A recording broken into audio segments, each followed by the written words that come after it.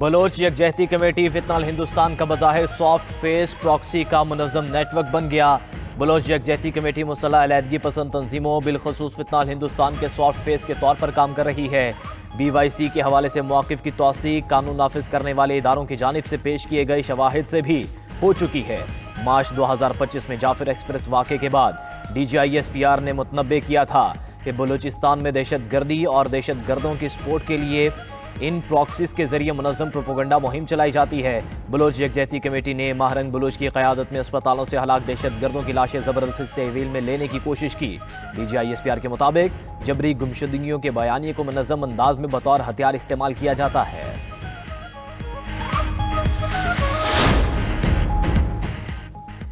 اسلام آباد کے sector G72 میں دلخراش واقعہ، شادی والے گھر میں سلنڈر دھماکہ، دلہا اور دلہن سمیت 8 افراد جاں بحق، 11 زخمی، دھماکے سے 4 گھر زمیں بوس ہو گئے۔ ریسکیو حکام نے زخمیوں اور لاشوں کو ملبے سے نکال کر پمز اسپتال منتقل کر دیا۔ متعدد افراد کی حالت تشویشناک۔ حکام کے مطابق گھر میں شادی کی تقریب کے دوران مہمان جمع تھے کہ دھماکہ ہو گیا۔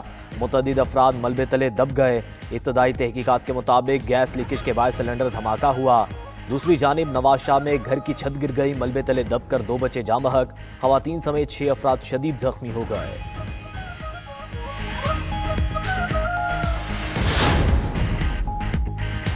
وزیر اعظم اور وفاقی وزیر داخلہ کا اسلام آباد میں سلنڈر حادثے کے نتیجے میں قیمتی جانوں کے نقصان پر اظہار افسوس۔ وزیر اعظم شہباز شریف کی وزیر صحت، سیکریٹری صحت اور پمز انتظامیہ کو الرٹ رہنے اور زخمیوں کو ہر طبی ممکن فراہم کرنے کی ہدایت۔ سیکریٹری داخلہ کو واقعے کی مکمل تحقیقات کا بھی حکم۔ اسلام آباد انتظامیہ کو سلنڈرز کے استعمال میں حفاظتی تدابیر کے حوالے سے شہریوں کو آگاہی فراہم کرنے کی ہدایت۔ وزیر داخلہ محسن نقوی کا سلنڈر دھماکے میں جاں بحق افراد کے لواحقین سے دلی ہمدردی کا اظہار۔ کہا کہ جاں بحق افراد کے لواحقین کے غم میں برابر کے شریک ہیں۔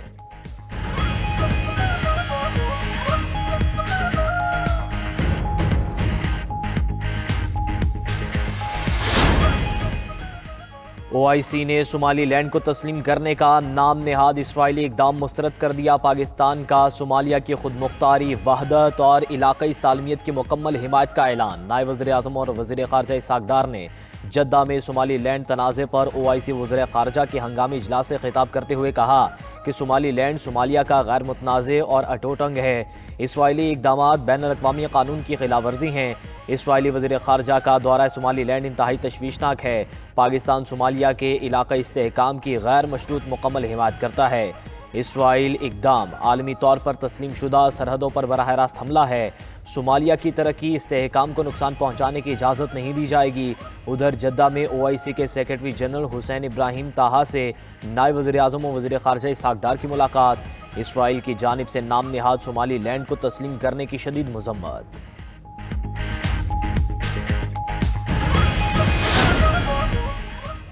وزیر اعلیٰ سہیل آفریدی 4:30 بجے مزار قائد پر حاضری دیں گے۔ چیئرمین PTI بیرسٹر گوہر کہتے ہیں کہ وزیر اعلیٰ خیبر پختونخوا کے دورہ سندھ کا آج آخری روز، کل واپسی ہے۔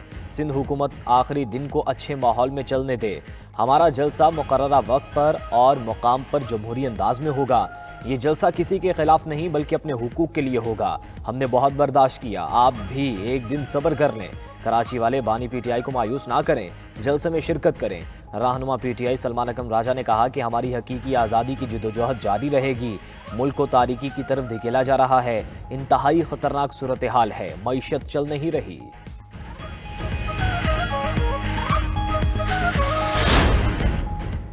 PTI کو جناح گراؤنڈ میں جلسہ کرنے سے کسی نے نہیں روکا۔ سڑکوں پر ریلیوں اور جلسوں سے ٹریفک شدید متاثر ہو رہی ہے۔ سینئر وزیر سندھ شرجیل انعام میمن کہتے ہیں سندھ حکومت نے وزیر اعلیٰ خیبر پختونخوا کو دورہ سندھ پر مکمل سیکیورٹی فراہم کی۔ جلسے کی اجازت پہلے دن ہی دے دی گئی تھی، اس کے باوجود الزامات نامناسب ہیں۔ PTI کارکنان قانون ہاتھ میں نہ لیں، گائیڈ لائنز پر عمل کریں۔ حیدرآباد میں دیے گئے روٹ پر عمل نہیں کیا گیا، قافلے کو جان بوجھ کر نہیں روکا گیا۔ نیشنل ہائی وے پر ٹریفک معمول کا مسئلہ ہے۔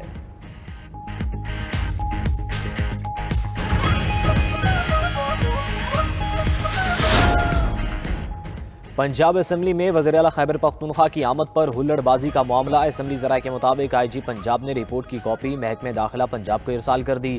رپورٹ کی روشنی میں مزید اداروں سے بھی شواہد اکٹھے کیے جائیں گے۔ آئی جی پنجاب کو ارسال کی گئی رپورٹ میں ویڈیو شواہد بھی موجود تھے۔ اپوزیشن کی جانب سے دی گئی ناکافی لسٹ کے باعث شناخت میں مشکلات پیش آئیں۔ متی اللہ برکی نامی شخص نے جھوٹ بول کر اسمبلی میں داخلے کی کوشش کی۔ متی اللہ برکی نے اسمبلی سیکیورٹی کے ساتھ ہاتھا پائی کی اور گالم گلوچ کی۔ اسمبلی سیکیورٹی نے سب کو تحمل سے شناخت کی گزارش کی، جس پر قافلے نے گالم گلوچ اور دھکم پیل کی۔ اپوزیشن کی جانب سے دی گئی لسٹ میں سزا یافتہ حیدر مجید کا نام بھی شامل تھا۔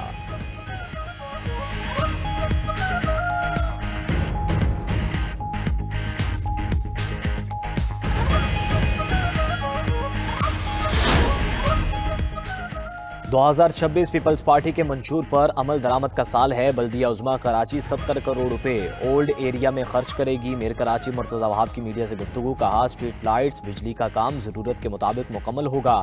ٹریفک کی صورتحال، عوامی مسائل، ناقصیات کی صورتحال میں بہتری آئے گی۔ ترقیاتی منصوبے مقررہ مدت میں شفاف اور معیاری انداز میں مکمل کیے جائیں گے۔ ایران میں پرتشدد مظاہرے پورے ملک میں پھیل گئے۔ مظاہروں میں ہلاکتوں کی تعداد 116 ہو گئی۔ 37 سیکیورٹی اہلکار بھی شامل۔ 2600 سے زائد افراد گرفتار۔ پرتشدد مظاہروں کے 200 سے زائد منتظمین کی گرفتاری کا بھی دعویٰ۔ تہران، تبریز، اصفہان، مشہد اور کرمان سمیت 180 سے زائد شہروں میں احتجاج۔ مظاہرین نے گاڑیاں، بینک، سرکاری عمارتیں اور درجنوں گھر جلا دیے۔ پاسداران انقلاب کو صورتحال کنٹرول کرنے کی ذمہ داری مل گئی۔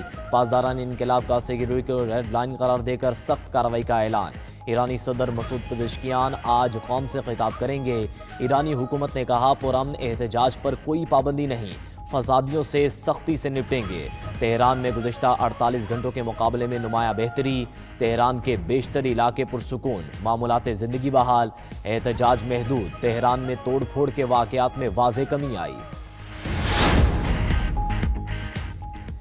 ایران آزادی کی طرف دیکھ رہا ہے جو شاید اس سے پہلے کبھی نہیں ہوا۔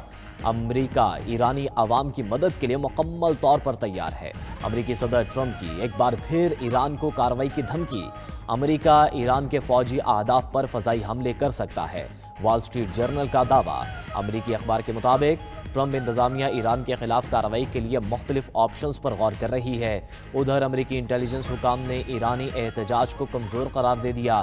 ایران میں احتجاجی مظاہرے حکومت کے لیے بڑا خطرہ نہیں، احتجاج ناکافی توانائی کا شکار ہے، حکومت کو عدم استحکام سے دوچار نہیں کر سکا۔ امریکی انٹیلیجنس رپورٹ۔ امریکی وزیر خارجہ مارکو روبیو کا اسرائیلی وزیر اعظم نتن یاہو کو ٹیلی فون۔ ایران میں احتجاج، غزہ اور شام کی صورتحال پر گفتگو۔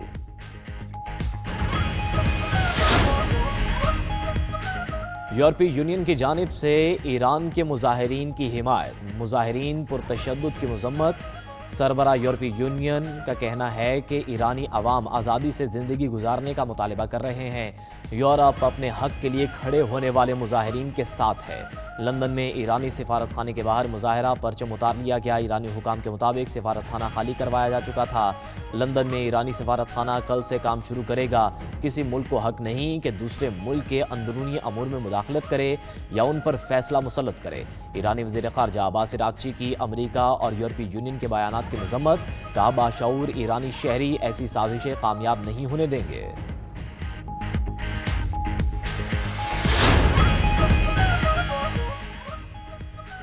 صدر ٹرمپ کا فوجی سربراہ کو گرین لینڈ پر حملے کا منصوبہ تیار کرنے کا حکم۔ برطانوی اخبار کے مطابق صدر ٹرمپ امریکی معیشت کی صورتحال اور مڈ ٹرم انتخابات سے توجہ ہٹانے کے لیے گرین لینڈ پر کارروائی چاہتے ہیں۔ سینئر امریکی فوجی حکام کی گرین لینڈ پر حملے کی مخالفت۔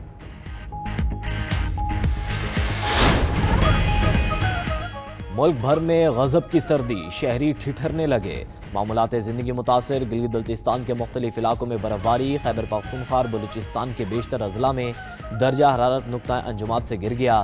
لیہ میں درجہ حرارت -14، اسکردو -13، استور گوپس -10، ہنزا گلگت -8، کلات بگروٹ -6 اور دیر میں -5 ڈگری ریکارڈ۔ پنجاب، سندھ اور خیبر پختونخوا میں دھند کا راج، کئی مقامات پر موٹر ویز بند، پروازوں کا شیڈیول بھی جزوی متاثر۔ پی ڈی ایم اے پنجاب نے 16 جنوری تک سردی کی شدت میں اضافے بارے الرٹ جاری کر دیا۔ مری، گلیات، پوٹوہار ریجن میں شدید سردی کے ساتھ برف باری کا امکان، دھند اور سموک کی صورتحال میں بھی اضافہ متوقع ہے۔ وزیر اعلیٰ پنجاب مریم نواز کا نئے اسپتالوں کی جلد تکمیل کا حکم۔ نواز شریف کینسر اسپتال لاہور میں جناح اور سرگودا میں نواز شریف کارڈیالوجی انسٹیٹیوٹ سمیت دیگر کی جلد تکمیل کی dead line. Nawaz Sharif cancer اور جناح کارڈیالوجی انسٹیٹیوٹ کو اسی ماہ فعال کرنے کی ہدایت۔ لیڈی ولنگڈن اسپتال کی تعمیر نو بھی جلد مکمل کرنے کا حکم۔ مریم نواز نے کہا، Nawaz Sharif institute of cancer treatment and research centre میں پاکستان بھر سے آنے والے ہر کینسر مریض کا علاج ہوگا۔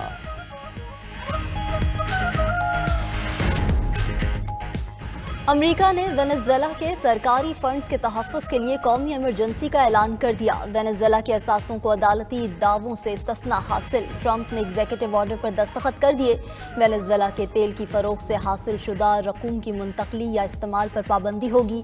وینزویلا میں امریکی مداخلت کے خلاف سویڈن اور برطانیہ میں مظاہرے۔ اسٹاک ہوم میں مظاہرین کا وینزویلا میں امریکی مداخلت کے خلاف احتجاج۔ برطانوی وزیر اعظم کی رہائش گاہ کے باہر شہریوں کا مظاہرہ۔ برطانوی حکومت سے امریکی مداخلت کی مذمت کرنے کا مطالبہ۔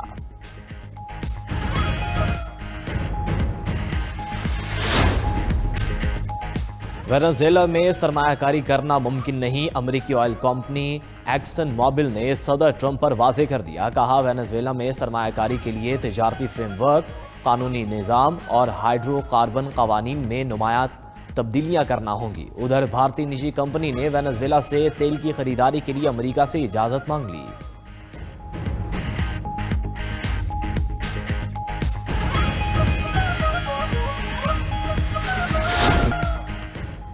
اسلامی دنیا اب 100 سالہ نیند سے بیدار ہو چکی ہے اور اپنی مشترکہ طاقت کو پہچان رہی ہے۔ ترکیہ کے وزیر خارجہ خاقان فیدان نے مسلم ممالک کا اتحاد وقت کی سب سے بڑی ضرورت قرار دے دیا۔ بولے، جب مسلم ممالک اور اقوام ایک پلیٹ فارم پر اکٹھا ہوتے ہیں تو انہیں اپنی حقیقی صلاحیتوں اور اثر و رسوخ کا اندازہ ہوتا ہے۔ مسلم ممالک کا اتحاد ہی موجودہ چیلنجز کا مؤثر جواب ہے۔ ترک وزیر خارجہ نے اسرائیل کو ایران میں کشیدگی سے فائدہ اٹھانے پر بھی خبردار کر دیا۔ کہا، ایران کی داخلی صورتحال سے فائدہ اٹھانے کی اسرائیلی کوششیں ناکام ہوں گی۔